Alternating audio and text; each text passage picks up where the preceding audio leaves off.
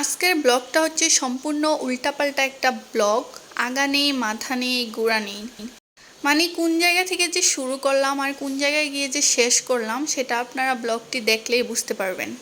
তো আমি কুমিল্লা শহরে এসেছিলাম কারণ আমার টেস্ট পরীক্ষা চলতেছিল। তো পরীক্ষা দেওয়ার জন্য মামার বাসায় এসেছিলাম, মামার বাসায় থেকে পরীক্ষা দিলাম। তাছাড়াও আমার বাস্তির অপারেশন হয়েছিল, তো ওইখানেও আমাকে একটু দেখাশোনা করতে হয়েছিল, যার কারণে কয়েকদিন কুমিল্লা শহরেই আমাকে থাকতে হয়েছে। তারপর একদিন বের হলাম, বের হওয়ার পর খেয়ে নিলাম বেলপুরি, কারণ শহরে আসলে বেলপুরি পানিপুরি খাবো না তা তো হয় না।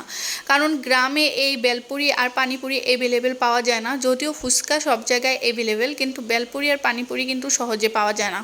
বেলপুরি পাওয়া গেলেও পানিপুরিটা খুবই রেয়ার, বিশেষ করে আমাদের এলাকায়। তারপর হচ্ছে আমি চলে আসলাম একটা মুদি দোকানে। এখান থেকে হচ্ছে আমি কয়েক কেজি চাল নেব। চাল হচ্ছে আমার মানে বাসার জন্য লাগবে। তো আমি দেখতেছিলাম যে কোন চালটা ভালো হবে। তো আমি এখন বাহিরে বের হলে ভিডিও করতে খুবই আনকমফোর্টেবল ফিল করি। বাসায় ভিডিও করতে করতে অভ্যাস হয়ে গেছে, এই জন্য বাহিরে গিয়ে আর তেমন একটা ভিডিও করা হয় না। তারপর ওইখান থেকে চাল নিয়ে আমি বাসায় চলে আসলাম।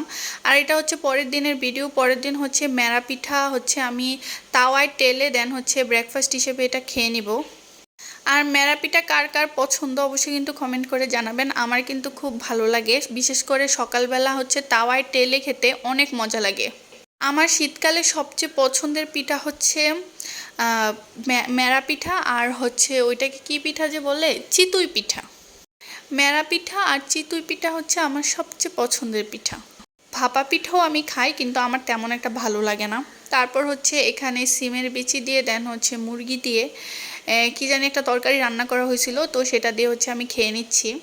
আবার আমার কিন্তু খেজুরের রস বা খেজুরের গুড় দিয়ে পিঠা খেতেও কিন্তু অনেক বেশি ভালো লাগে।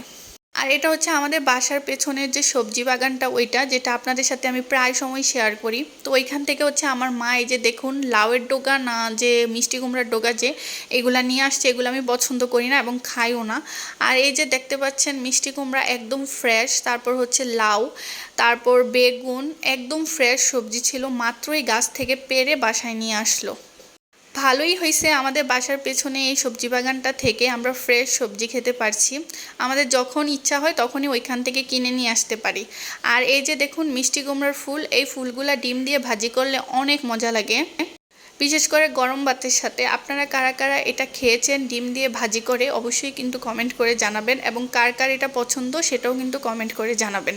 তো আজকে এই পর্যন্তই, টাটা, বাই বাই, আল্লাহ হাফিজ।